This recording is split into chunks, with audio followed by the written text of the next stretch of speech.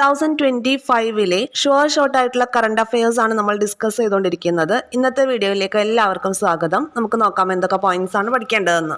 ഏറ്റവും ഇമ്പോർട്ടൻ്റ് ആയിട്ടുള്ള ഫാക്ട്സ് മാത്രമാണ് നമ്മൾ നോക്കി പോകുന്നത്. 2025 ഹരിവരാസന പുരസ്കാരം നേടിയത് കൈതപ്രം ദാമോദരൻ നമ്പൂതിരി. കൈതപ്രം ദാമോദരൻ നമ്പൂതിരിക്കാണ് 2025 ഹരിവരാസന പുരസ്കാരം ലഭിച്ചത്. 2024 വീരമണി ദാസ്. 2025 കൈതപ്രം ദാമോദരൻ നമ്പൂതിരി, 2024 വീരമണി ദാസ്. അടുത്ത ചോദ്യം, 2025 പ്രഥമ വേവ്സ് ഉച്ചകോടി വേദി എവിടെയായിരുന്നു? 2025 പ്രഥമ വേവ്സ് ഉച്ചകോടി വേദി ന്യൂഡൽഹിയാണ്.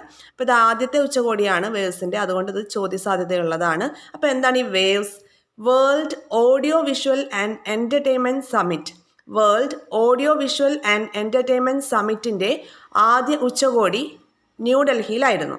ചഷ്മ 5 ആണവ നിലയം നിലവിൽ വരുന്ന രാജ്യം ഏത്? പാകിസ്ഥാൻ. ചഷ്മ 5 എന്ന ആണവ നിലയം നിലവിൽ വരുന്ന രാജ്യം പാകിസ്ഥാനാണ്. എന്നാണ് ലോക ബ്രെയിൽ ദിനം? ലോക ബ്രെയിൽ ദിനം എന്നാണ്? ജനുവരി 4 ഈ ബ്രെയിൽ ലിപി കണ്ടെത്തിയ ലൂയിസ് ബ്രെയിലിൻ്റെ ജന്മദിനമാണ് ജനുവരി 4. അങ്ങനെ ലോക ബ്രെയിൽ ദിനമായി ജനുവരി 4 ആചരിക്കുന്നു. അടുത്ത ചോദ്യം, തിരുവള്ളുവർ പ്രതിമയുടെ 25ാമത് വാർഷികം 2025 ജനുവരിയിൽ.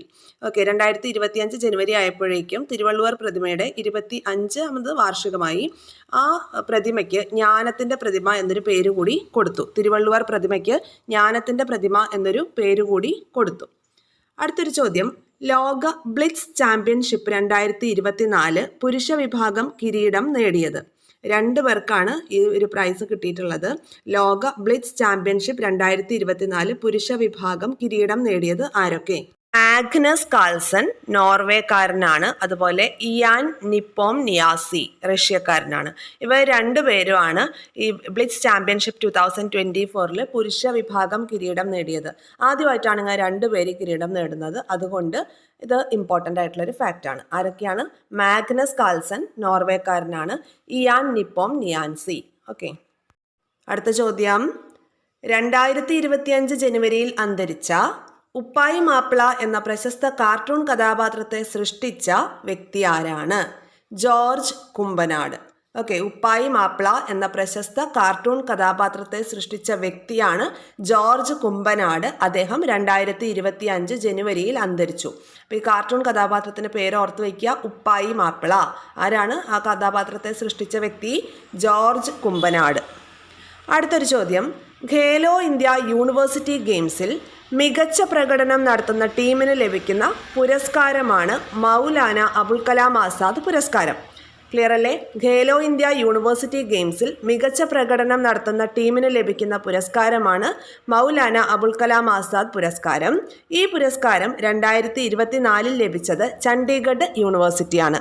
ചണ്ഡീഗഡ് യൂണിവേഴ്സിറ്റിക്കാണ് 2024 ഖേലോ ഇന്ത്യ യൂണിവേഴ്സിറ്റി ഗെയിംസിൽ മികച്ച പ്രകടനം നടത്തിയതിന് മൗലാന അബുൽ കലാം ആസാദ് പുരസ്കാരം ലഭിച്ചത്.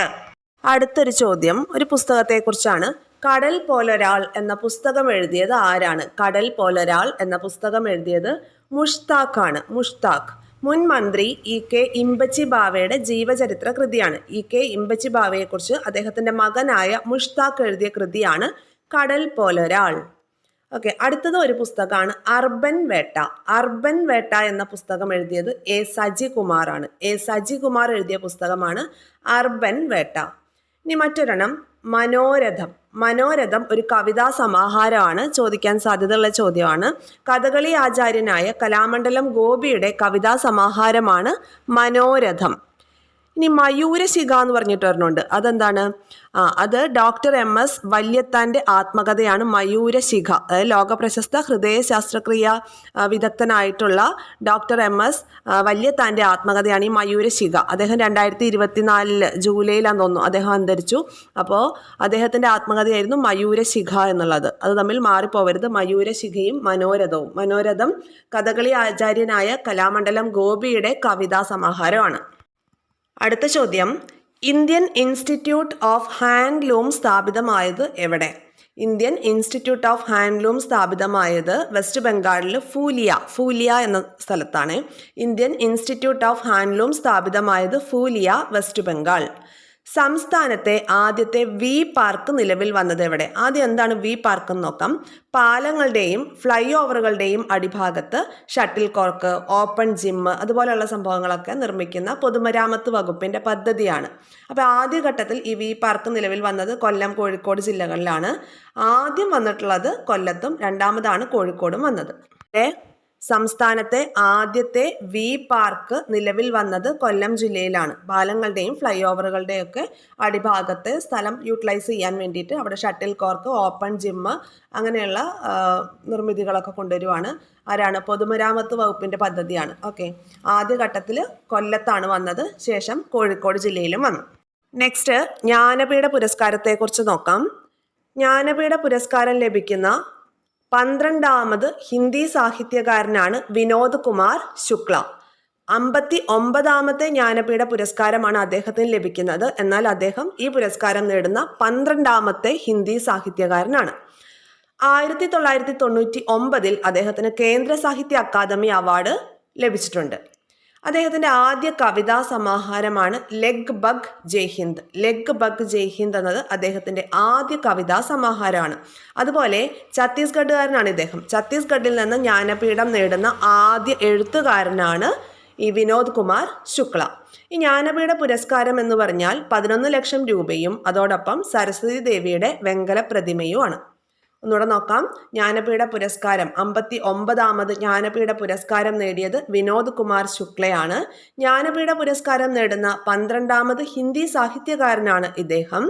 1999 കേന്ദ്ര സാഹിത്യ അക്കാദമി അവാർഡ് ലഭിച്ചു. പിന്നെ ആദ്യ കവിതാ സമാഹാരം ലെഗ് ബഗ് ജയ് ഹിന്ദ് എന്നതാണ്.